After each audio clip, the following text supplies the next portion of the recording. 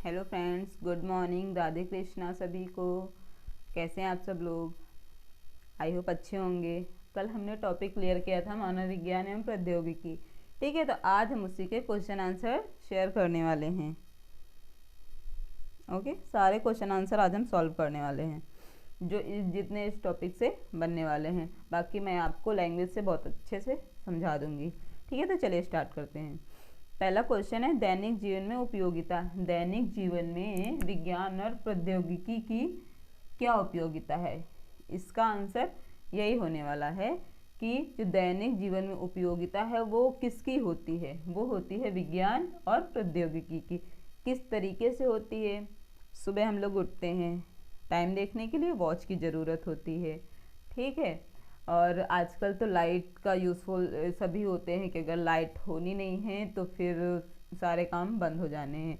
Phone का use करते हैं, ठीक है, बाइक यूज़ करते हैं, कार यूज़ करते हैं एक जगह से दूसरी जगह जाने में। मतलब आजकल ये मान लीजिए कि 100% हम लोग पूरा साइंस पे डिपेंड हैं। ठीक है, 100% हम लोग साइंस पे डिपेंड हैं। तो हमारे दैनिक जीवन में साइंस का बहुत ही बड़ा रोल है। उसको चलाने के लिए, हमारी लाइफ को अच्छे से चलाने के लिए साइंस का बहुत बड़ा ज़्यादा योगदान है। ठीक है, तो इसका आंसर पहला तो यही हो गया कि हमारे दैनिक जीवन में उपयोगिता किसकी है, तो वो है विज्ञान एवं प्रौद्योगिकी की। ठीक है, अगला क्वेश्चन है मृदा प्रदूषण से कम होती है। मृदा प्रदूषण मतलब क्या है? जब हमारी जो धरती है, मिट्टी है, ठीक है, जो मिट्टी होती है ये दूषित हो जाएगी तो इससे किस चीज़ की हानि होने वाली है?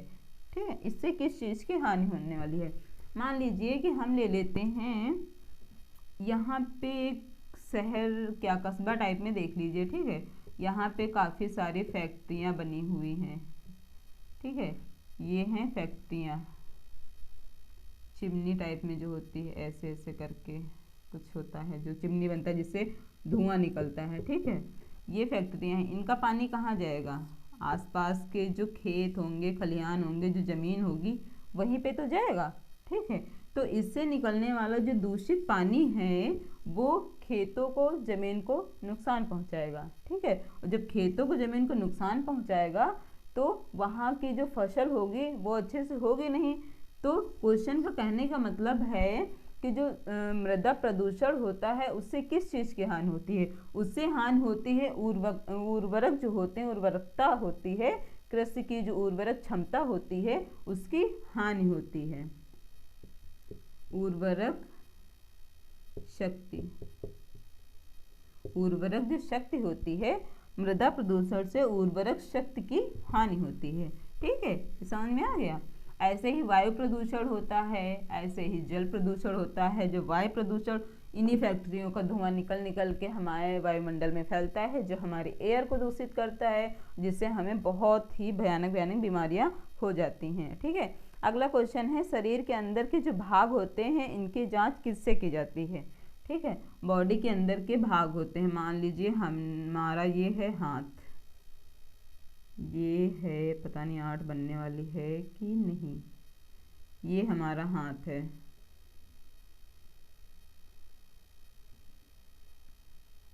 ठीक है, ये हाथ है, किसी भी बहुत मतलब बड़ी चीज़ से उसी के नीचे आ गया, उसकी चपेट में आ गया। ठीक है, अब यहाँ से कहीं से हड्डी इसकी हो गई डैमेज, हो गई डैमेज। ठीक है, तो अब हमें कैसे पता चलेगा कि इतनी सारी फिंगर्स में से कौन सी फिंगर की हड्डी है जो डैमेज हुई है और कितनी ज़्यादा डैमेज हुई है? बिल्कुल टूटी है या सिर्फ फ्रैक्चर हुआ है? ठीक है, तो जो बॉडी के इंटरनल पार्ट होते हैं उसकी जो जानकारी होती है, उसकी जानकारी होती है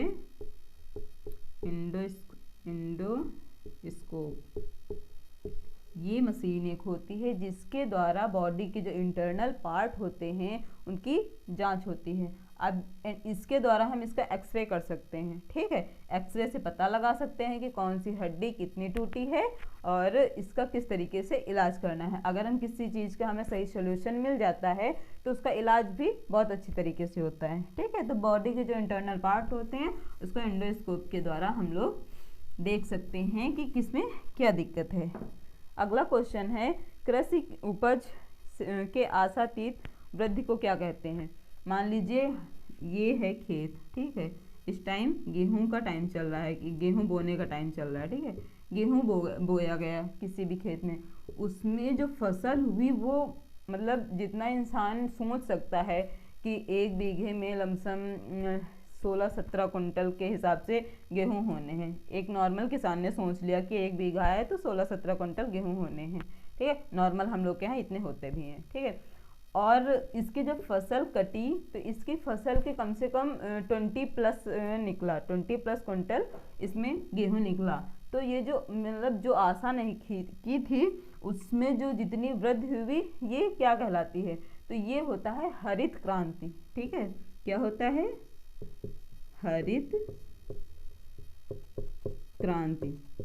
क्योंकि इसी को अपना के किसान जो होता है वो अपने खेतों की देखभाल करता है, अपनी जो फसल होता है उसकी देखभाल करता है, अच्छे से उर्वरक जो होती है उसको वो मिलती है, खाद मिलती है, ठीक है, जो जो ज़रूरत होती है वो मिलती है। इसी वजह से इसी हरित क्रांति की सहायता से जितना भी लाभ होता है इंसान को वो इसी की सहायता से होता है, ठीक है। तो इसका आंसर ये हो गया।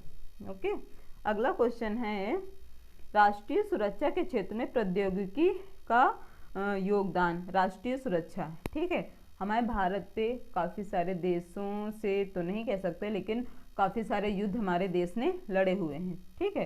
तो जो 90s के टाइम पे लड़े हुए थे और जो अब के टाइम पे है तो उसमें काफ़ी ज़्यादा डिफरेंस होने वाला है, क्योंकि 90s के टाइम पे हमारे पास इतनी सुविधा नहीं थी, इतनी बड़ी बड़ी मिसाइलें नहीं थी जिससे हम लड़ सके, ठीक है, वायुयान के द्वारा लड़ सके या फिर जलयान के द्वारा लड़ सके, ठीक है, नहीं था। लेकिन आज के टाइम पे साइंस ने इतना ज़्यादा डेवलपमेंट कर दिया है कि हम आसमान से, ज़मीन से, जल से, कहीं से भी अपने दुश्मन से लड़ सकते हैं। आप त्रिशूल ले लीजिए, आप पृथ्वी ले लीजिए, ठीक है, इस तरीके की जो मिसाइलें होती हैं उनको तैयार किया गया है। और कुछ मिसाइलें जो होती हैं, मिसाइलों से हम लोग जो रॉकेट होते हैं, ठीक है, जो हमने रॉकेट तैयार किए हैं, मान लीजिए ये रॉकेट हमने एक तैयार किया, ठीक, ये एक रॉकेट तैयार किया गया, इसमें खूब सारी मिसाइलें हम लोग लगा देते हैं, इसको फिर छोड़ देते हैं उस देश के तरफ जिस देश को हमें एकदम से ख़त्म करना है, ठीक है, उड़ा देना है, और ये उस देश में जाके सारी मिसाइलें छोड़ देगी, ठीक है। तो ये जो है ये राष्ट्रीय तौर पर विज्ञान का बहुत ही सक्सेसफुल काम रहा है, ठीक है। अगला क्वेश्चन है श्वेत क्रांति के जनक, ठीक है, श्वेत क्रांति के जनक। श्वेत क्रांति के जनक किसे कहा जाता है? तो कल मैंने आपको बताया था श्वेत क्रांति के जनक हैं वर्गीज कुरियन, ठीक। वर्गीज कुरियन साहब वो इंसान हैं कि जब भारत मतलब दूध की किल्लत से अब गांव में तो जानवर होते हैं, तो गांव में तो जिनके घर में जानवर हैं वो लोग दूध का यूज़ करेंगे और आस पड़ोस के लोग भी उन्हीं से ले लेंगे जिनके यहाँ नहीं है। लेकिन बड़े बड़े शहरों में जो लोग मतलब काफ़ी हाई सोसाइटी से बिलोंग करते हैं वो जानवर तो पाल नहीं सकते हैं, हालांकि पाल सकते हैं लेकिन पालते नहीं, अपना इतना ज़्यादा वर्क होता है उनके पास, ठीक है। तो उसकी प्रॉब्लम ख़त्म करने के लिए वर्गीज कुरियन साहब ने सोचा कि ऐसा क्यों नहीं कि हर घर दूध पहुंच सके, ठीक है। तो इनकी एक योजना थी, इनके माइंड में एक थॉट था कि ऐसा क्या करें जिससे हम हर घर तक एक मतलब दूध अवेलेबल करा सकें, किसी को कोई प्रॉब्लम ना हो, ठीक है। तो ये जो भारत उस टाइम जब लड़ रहा था दूध की किल्लत से, तो एक यही ऐसे इंसान थे जिनकी वजह से भारत आज सर्वोत्तम दुग्ध उत्पादन करने वाला देश बना है, उसके सिर्फ और सिर्फ हकदार हैं वर्गीज कुरियन साहब, ठीक है। तो अगर थोड़ा सा डीपली इनके बर्थ वगैरह के बात में बात करें तो इनका जो जन्म होता है वो 26 नवंबर 1921 को होता है, ठीक है, 1921 को होता है। होता कहाँ पे है? केरल के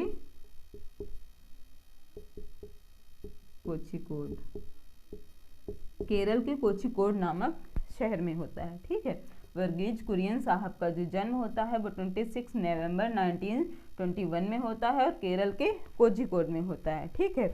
और इनका जो हर घर पहुंचाने का मिशन था, दूध को हर घर पहुंचाने का मिशन था, तो डेयरी विकास का जो नेतृत्व किया था, डेयरी विकास कार्यक्रम, ठीक है, डेयरी विकास कार्यक्रम जो इन्होंने चलाया था उसका जो नेतृत्व किया था वो वर्गीज कुरियन साहब ने ही किया था, वर्गीज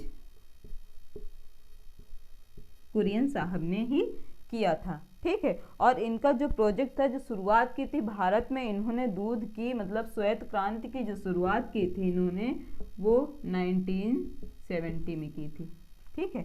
श्वेत क्रांति के जनक वर्गीज कुरियन साहब माने जाते हैं। इनका जन्म 26 नवंबर 1921 को केरला के कोझिकोड में हुआ था, ठीक है। डेयरी विकास का जो कार्यक्रम था उसका नेतृत्व वर्गीज कुरियन साहब ने किया था, और जो इन्होंने श्वेत क्रांति की मतलब स्टार्टिंग की थी वो 1970 में की थी। तो भारत में आप जनक कह लीजिए, ठीक है, या फिर श्वेत क्रांति के जो फादर कह लीजिए वो वर्गीज कुरियन साहब हैं। आज की क्लास में बस इतने ही क्वेश्चन हैं, और आगे की क्लास में मैं आप लोगों को देती रहूँगी, उसके क्वेश्चन आंसर देती रहूँगी। और अगर आप लोगों को मेरी क्लास अच्छी लगे तो प्लीज़ सपोर्ट करिए, लाइक करिए, और हाँ, सब्सक्राइब जरूर कर लिया करिए, ठीक है। आप लोगों के सपोर्ट की बहुत ज़्यादा ज़रूरत है, और जो मेरी मिस्टेक्स होती हैं वो कमेंट ज़रूर किया करिए, और अगर मैं अच्छा पढ़ा रही हूँ तो उसको भी बता दिया करें, ताकि आप लोगों के लाइक और कमेंट से कॉन्फिडेंस बढ़ता है। Thank you so much.